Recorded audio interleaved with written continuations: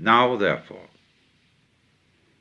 one asks the question, that sounds very interesting, but how do I recapture the baby point of view? And I showed that that was the wrong question, because it arises entirely and exclusively out of the adult point of view. Because the adult point of view involves the fiction that I exist as an agent, independently of everything else that's going on. And so ask, how can I do this? And the important thing is to realize that the feeling of there being this isolated I is part of the game, and it has no fundamental reality, except as a convention. And so long as that isn't clear, we're confused. I reiterated the point that when we ask, to whom must it become clear, or to whom is it not clear, that this too was all part of the illusion of the world that the adult presents to the child. So the only way in which the child's vision can come again is in the realization that the I can't do anything about it at all, and can't even do nothing about it. All possibilities of vision for what we call I myself are out. And this, and of course, is the same meaning that the Christian or the Islamic mystics would say, that the mystical experience is the gift of God, and there's nothing you can do to get it. That's a clumsy way, really, of saying the same thing. Because so long as you are trying or not trying, you are aggravating the sensation of the separate ego. Now, that in itself, you see, as I talk about it, presents a certain difficulty. Or one thinks it's difficult. There would be a second difficulty if we were to go on and say, it isn't only the illusion of the ego, but the whole valuation system that we put on the complexity of vibrations we call awareness of life. All the various valuations that are put on this by the social game are maya, that is to say, they are illusory, basically, because it's only in play, as it were, that we say this is good and this is bad, this is advantageous, this is disadvantageous. And so we would go on to say after this, but I cannot imagine anything more difficult than overcoming that hypnosis. I am so enchanted by this system that the idea of treating it as not really very serious seems to me unthinkable.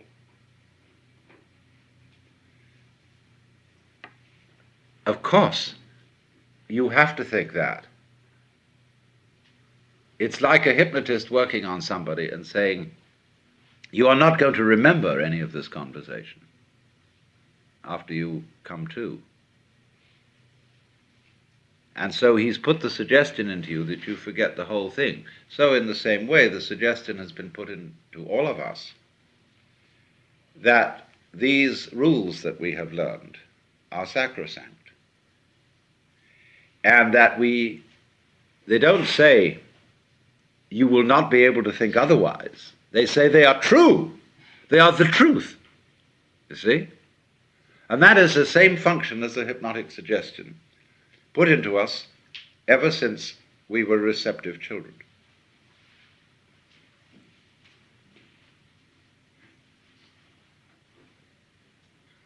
So naturally, it's all part of the conspiracy which we are playing on ourselves. We can't blame our parents for this, because their parents played it on them. And they bought it. And don't forget that time goes backwards. You see? You can't blame this on the past, because now in the present you are creating the values of the past, and you are buying them all along, see? So there's no out on this. You see, in a way, psychoanalytically, one is given an out by saying, well, the parents didn't bring up their children properly. And American people are consumed with guilt about the way they bring up their children. So we must abandon completely the notion of blaming the past for any kind of situation we're in, and reverse our thinking and see that the past always flows back from the present, that now is the creative point of life. And so you see, it's like the idea of forgiving somebody. You change the meaning of the past by doing that. It's like also when you watch the flow of music. The melody, as it is expressed, is changed by notes that come later. Just as the meaning of a sentence, especially, say, take German or Latin, where there's the convention of placing a verb at the end of a sentence. You wait, in other words, till later to find out what the sentence means, according to our way of feeling it. So it is also in our language, if I say I love you, you don't know, when I've said I, what I is doing. I could say I hate you. So we don't know until later. So in other words, the word love or the word hate changes the function of the word I. And then I was going to say, I love flowers. No, but I love you. You see? And so the word later changes the meaning of those that go before. The present is always changing the past. So, when you get the idea in your mind that the point of view I'm talking about is very difficult indeed to acquire, that idea is one you are putting there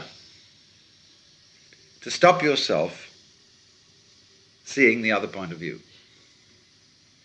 And above all, you must not take that seriously. It is simply a method of postponing seeing the point now. So you have to see it now or never, because there is only now. If you say, well, tomorrow, the next day, maybe in another dozen lifetimes, I'll be ready. That means, simply and solely, I don't want to be bothered with it now. I'm even not interested in it now, so I've got an excuse for putting it off. Which is fine, that's perfectly okay. You can put it off. There is no reason, there is no compulsion why you should come out of this illusion. That's why Oriental people do not tend, in the same way as Westerners, to be missionaries and saying it's very urgent that you be saved. It isn't, unless you say so. I mean, unless you are so disturbed by the suffering and the problem of suffering that you've got to find some sort of escape. But if you don't want to, you can stay there. It's okay, there's lots of time. And maybe you'll see through it when you die. At least in the moment of death. You will see that it was all a fake. So, don't be scared about the idea of the difficulty of it. That's a red herring, and it's quite irrelevant. And I don't think that teachers should talk quite so much about this as they do, and saying, oh, this is going to take a long, long time and a lot of practice and many years. Maybe it will. Maybe it won't. But that's beside the point. Because it distracts. It's like telling somebody that this is a very difficult book to read and it requires immense powers of concentration. Well, that immediately kills your interest in it. Instead of if I would say, well, now this is a most extraordinary book. It's so fascinating. I've been working on it for years, and every time I just get so involved I can't drop the thing. Huh? I mean, that's a far more encouraging attitude to a student than, well, it's going to be very difficult, except to very, very self-hating students who somehow perversely enjoy suffering through it. I suppose that's, of course, a way too, but